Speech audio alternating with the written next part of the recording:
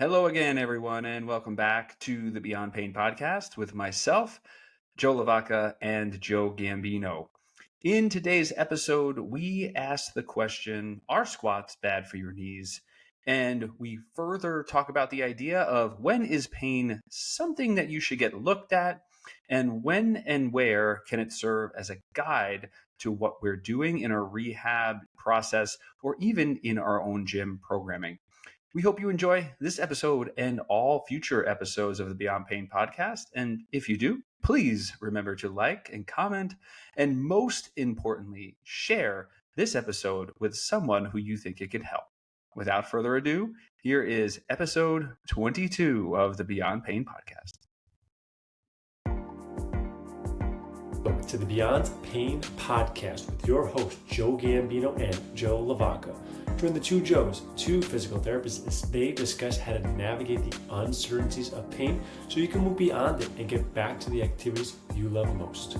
This podcast is for Joe, and their guests to share their clinical thoughts and ideas based on their collective clinical experiences.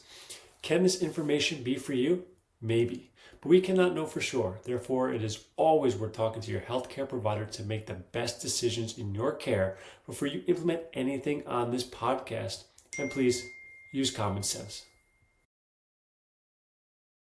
Welcome back into the Beyond Pain podcast. I am your host, Joe Gambino. I'm sitting here with the wonderful, beautiful one day off of football. Watching. Did you watch? I'm not assuming that you watched Joe LaVacca here. I watched as long as a probably 39-year-old and 38-year-old male can watch on the East Coast. So I'm actually putting you in that bucket. How late did you stay up? Because I was only able to stay up until about 11 o'clock. You made it to the end. Yes, I don't know if you, I do DraftKings with a bunch of friends. We had 5 people in this week, but it's usually between like 5 and 10 of us that do it every single week. And I was right up at the top of the leaderboard, and I was like, I have to see. And the game got really good towards the end, so I kind of got sucked in. Yeah. Needless to say, the game was good, and I won $150. So, you know. All right. So it kept me going. So yeah, that's it. But anyway, back to our intro here. Yeah, I'll let you finish the intro. Then you can find us on Instagram at Joe Gambino DPT. That's for myself, and for Joe over there at Strength in Motion _PT. Podcast is on YouTube, Cups and Joe _PT, and you can find it on Instagram as well. Beyond Pain Podcast over there. Application form. If you do need some help with pain and you would like to work with us, you can fill that out. We'd be more than happy to reach out to you. And if you just want to have a conversation, have a couple questions, please feel free to reach out to us on our Instagram accounts. I have conversations with people every single day. I absolutely love doing it. So please do reach out to us. We're more than happy to chat. That's it, Joe. Go ahead. So are we back to football? 11 o'clock. Well, I'm amazed by a couple of things because we were just chatting right before the podcast started, and you were mentioning how it's 9 o'clock in the morning. You have a almost 2-year-old. You have another one coming very, very shortly. And you not only stayed up to the end of the game, which I'm assuming based on when I went to bed and everything that happened was probably, 11:45-ish? Yeah, I think it wrapped up around like 11:50. Okay. I got in bed like just at midnight.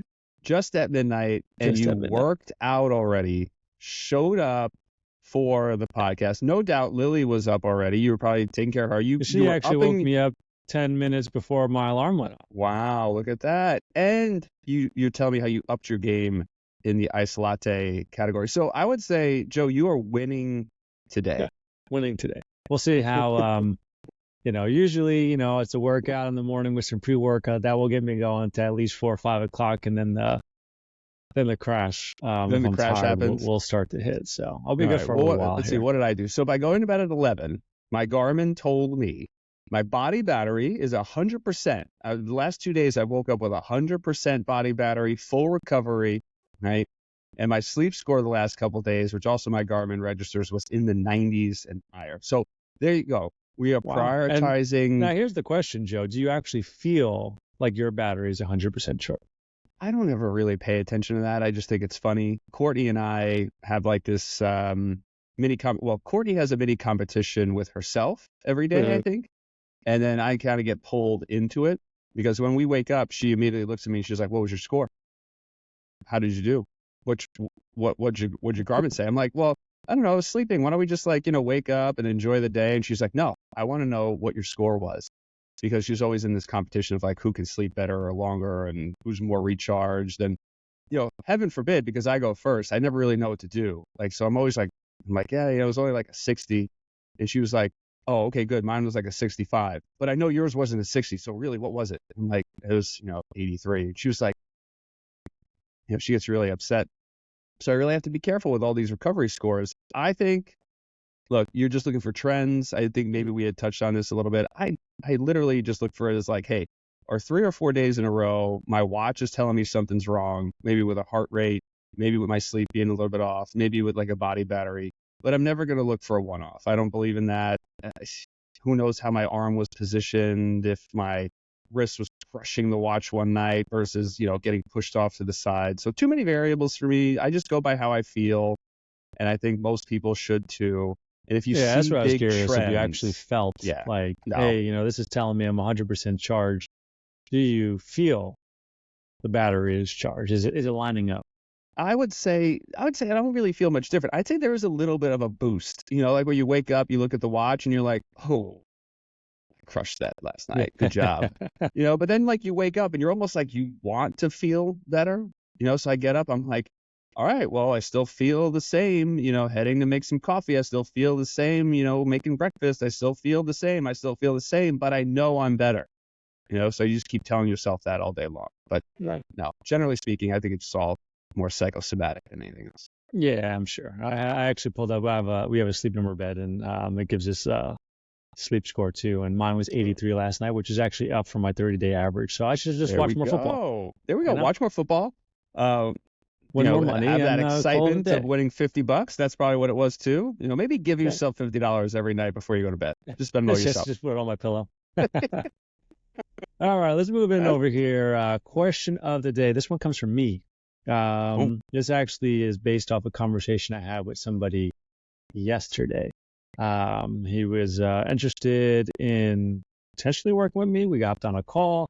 And then as we're kind of going through it, the biggest objection was, does he really want to make a change? That was like the biggest thing. Like, we're kind of going through it. I couldn't really figure out, he couldn't give me any reason. Like, you say, "Oh, I have this pain for like 3 years. It only bothers me when I load it heavy, or if I'm playing basketball or tennis and it's like a 4 pain and it goes away later in the day. It doesn't stop him from doing anything." So we were chatting for quite a while, and the theme was, it's like this thing. He wanted some answers, but he wasn't in a place where he really wanted to, it wasn't a need to take care of it. So I just sent him a free resource. I think it's going to help him. But my question to you is, maybe you have, I'm just made me think about it. When do you think someone should be concerned about their pain and actually go out and get it looked at? Yeah, I think this is something I've actually been. Yeah, I think this is something I've been diving into a little bit more, trying to understand it myself. And the thing that it's taking me to is this idea of pain versus disability in our profession.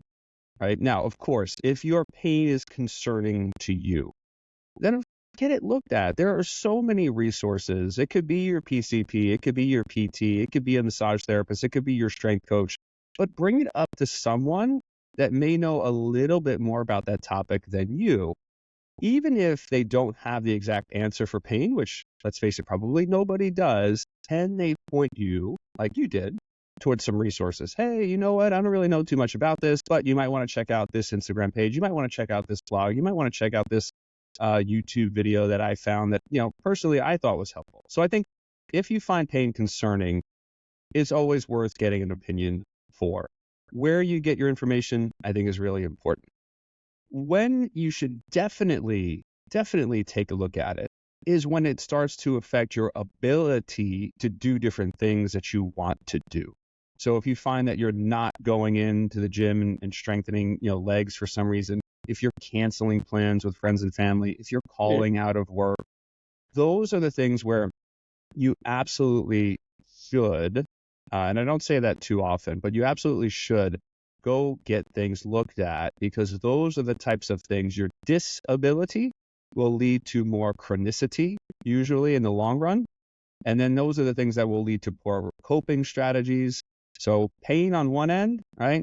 Again, generally speaking, I'm never too concerned about pain by itself, but I want to know how it affects your mindset, your day-to-day, but most importantly, your ability. So I'd say that's probably the gist I gave in a nutshell, which seemed pretty similar to yours. Yeah, no, I actually really like that, and I would agree with you.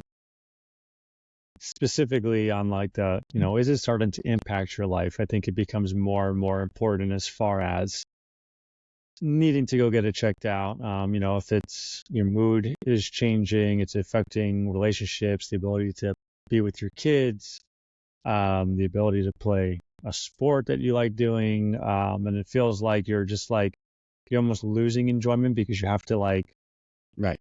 you may feel like you're going to suffer afterwards.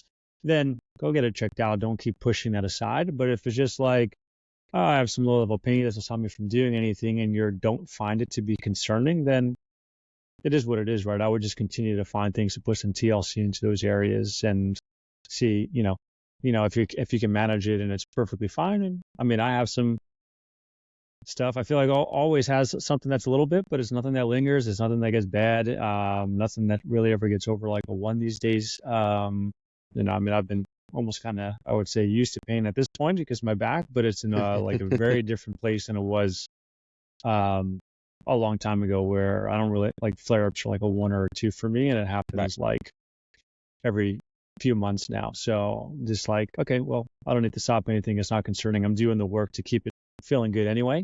And I have a bunch of tools in my toolbox that even if I have a one, I can just do like this or that, and then all of a sudden it's back to like feeling good.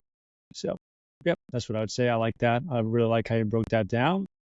And today we are talking about squatting, and particularly if they're bad for your knees. I feel like this is something common that we both hear. I see it in social media all the time, and I see it in like comments and when I'm working with people that there is sometimes a fear around loading the knee, especially if they have some pain. So why don't you give me your thoughts on squats and if they're bad for your knees, and whatever you want to talk about from there, we'll go forward.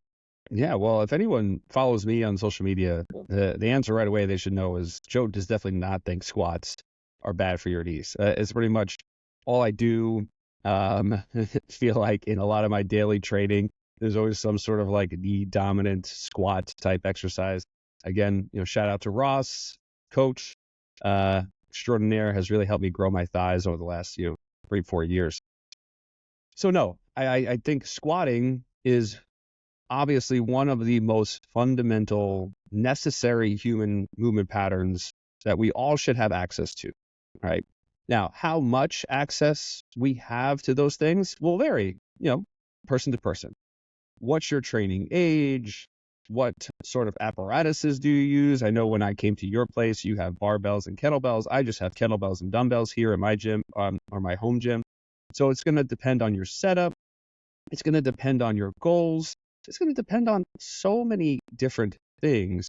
But if you have knee pain, and maybe we'll just keep it in this variety, if you have knee pain, squats are absolutely not detrimental for your knees.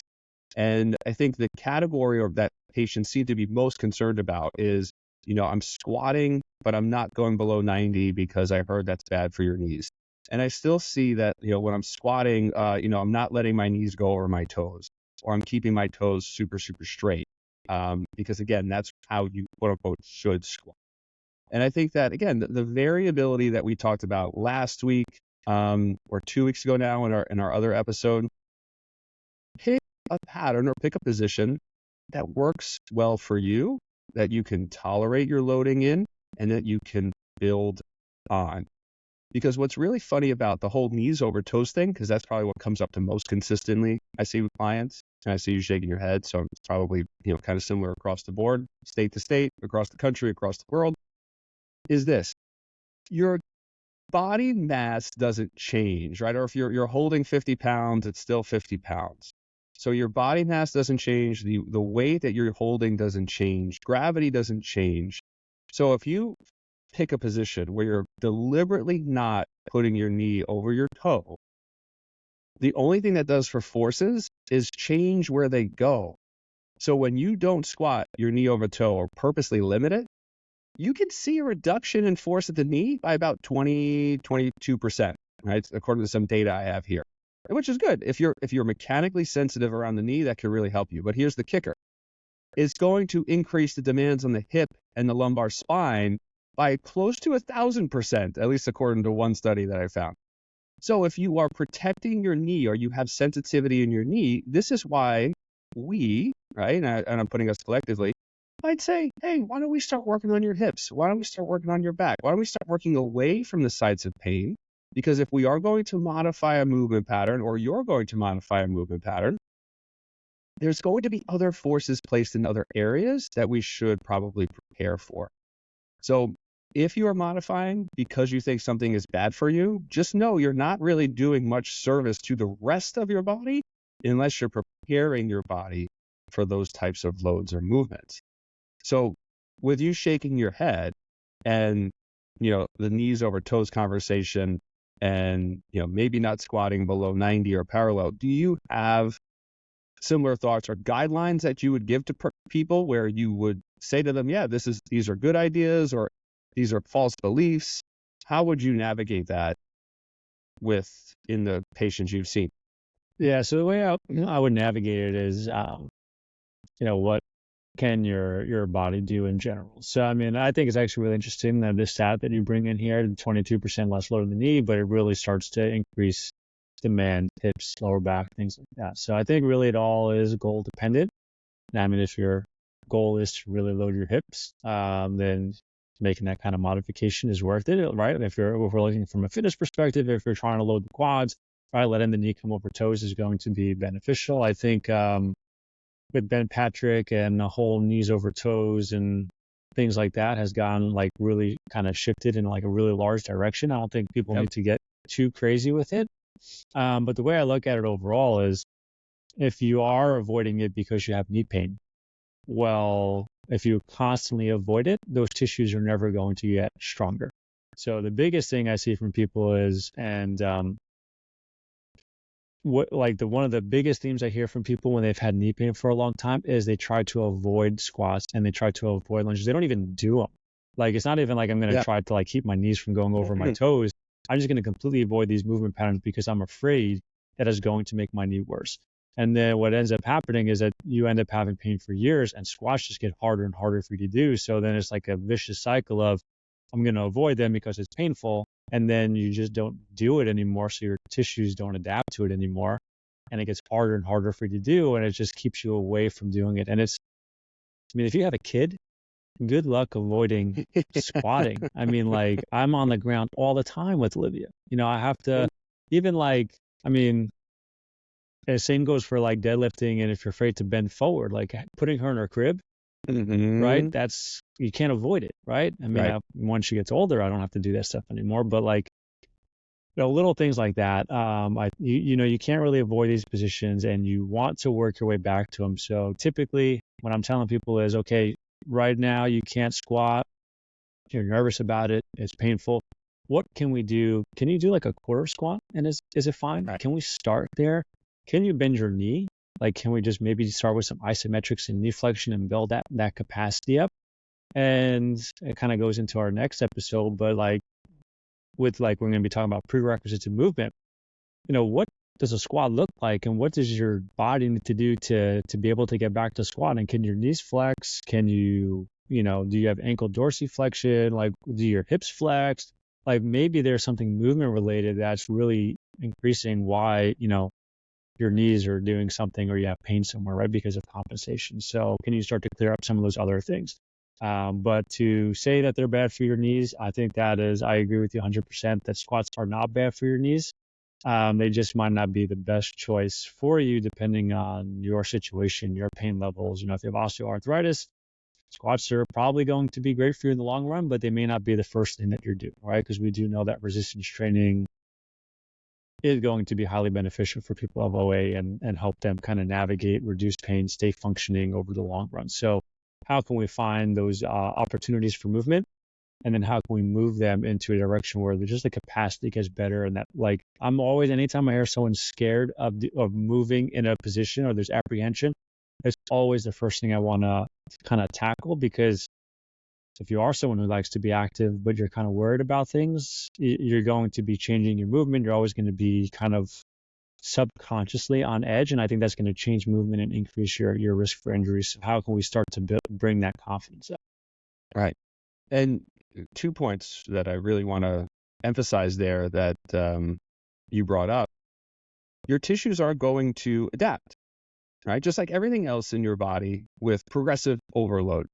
So if you are having pain with squatting, it is normal, rational, reasonable to think, hey, squats are bad for my knees, right?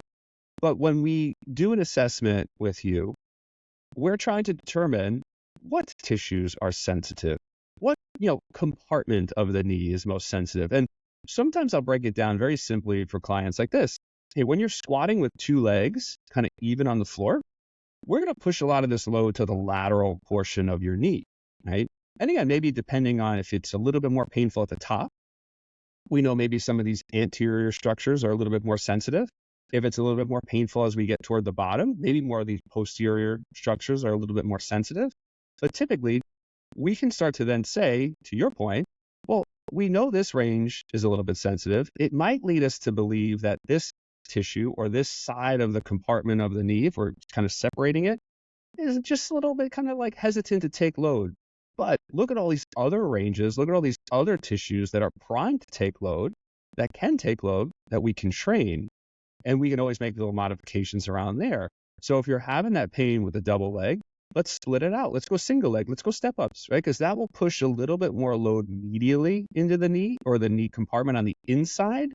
And a lot of people are like, oh, well, that one doesn't really hurt that much. Yeah, because we're just playing with forces.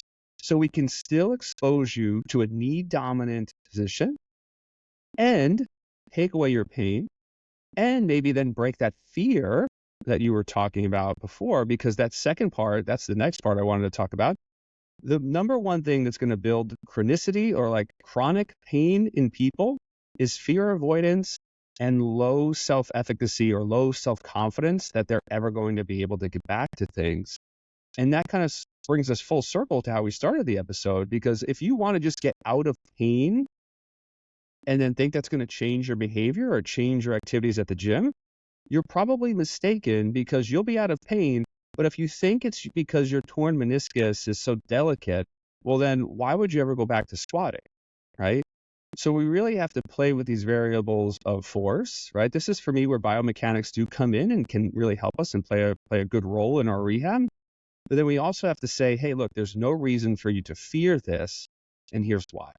So let us prove it to you. Let us show you how to load this knee, because it is fundamental motion. Like you said, it's going to pop up whether you have kids or not, whether you sit down in a chair, or how you get up, how you negotiate stairs, how do you go to the bathroom, right? All of these things, especially as we get older, are going to be really, really key for independent living and for quality of life. Yeah, I love that last point. I mean, we know that as you get older, power declines, and I think that has a high correlation with falls as you get older. So if you can't squat, you're not doing anything to maintain power output. You're not doing anything to maintain muscle mass. It's just going to lead to more and more issues as you get older. But I want to go back to here. You mentioned, fear avoidance, low self-confidence. And I think that if you are dealing with chronic pain, that one thing that everybody struggles with and really should kind of realize is that pain isn't always bad. You can do things, especially if you're trying to get back to something, you're going to have to play the dance of pain in order to do so, right? Like if you can't squat right now because it's painful, you can't expect to do a couple little stretches here and some foam rolling here and some active mobility work here, and then just okay, now I can go squat full range of motion without pain, right? Like you're going to have to kind of go in. Low level discomfort is usually kind of a good sign that we're loading tissue at an appropriate level to actually make changes. Same way people view muscle soreness and higher intensities is almost when we're looking at pain in the rehab perspective.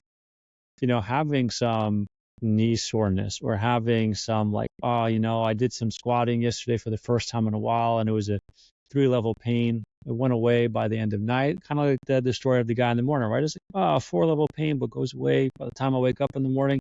Is that really bad? I would say with it being super chronic and going on for 3 years and constant every time he does it, might be time to start to see if you can find some answers or try some new things. You don't need to hire somebody, but keep looking for new solutions because I think that you can reverse that and actually enjoy those things a little bit more.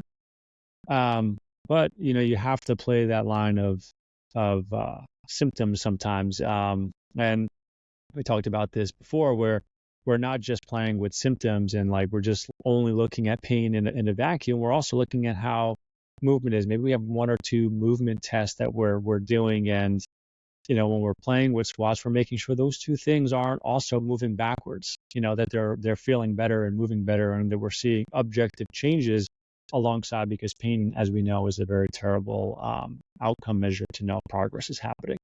So I think anyone in chronic pain, one of the big takeaways here is don't be fearful of pain, but at the same time, you don't want to be overdoing it so that you're making things worse. And it's a harder, same thing with overtraining, right? These lines are like kind of like, it's like this line is like really easy to go over and it's really easy to be really far under. And it does take some experience to learn your body and what you can do. And if you're not fearful of pain, like it doesn't matter, like sure, it really sucks if you sit off your knee and you can't do something for a few days because you really bothered it, but it's not going to make your knee significantly worse where you're going to need a surgery tomorrow because you did that, right? Like just let the tissue recover, and you did too much, and now you can modify intensity, you can modify volume, and you can reestablish and try to find a little bit more comfort and movement. Right. And even if it did make your knee worse, that's okay, right? That is okay. And I said something to the other day to a client, and then this is how I'll kind of close out our topic right now, at least on my end, unless you want to add some more stuff to this. But if you load your knee and you have pain, let pain guide your dosage. So if you did 3 sets of 10 or 100 pounds, reduce that. Go to sets of 5, go to 50 pounds, but let ability guide your treatment. So if you woke up and your knee was swollen and you couldn't walk and you're limping and you couldn't sleep that night and you cancel work, well then, yeah, maybe let's find a different intervention for you because squatting wasn't the right entry point. So I found that that's been kind of helpful for some clients this week as I blurted that out. No, I love that. And last thing I'll say on that is you learn from it, but don't say because it was painful that you can't do it anymore, right? There's another variation or just less intensity or less volume that will likely be okay for your knee or whatever body part. And that's where you start. You might have just, bit off more than you can chew, so to speak. All right. Well, I think that's it for today's episode. Joe, I love you. Love you. Listeners, we love you. And if you made it this far into the episode, extra love for you.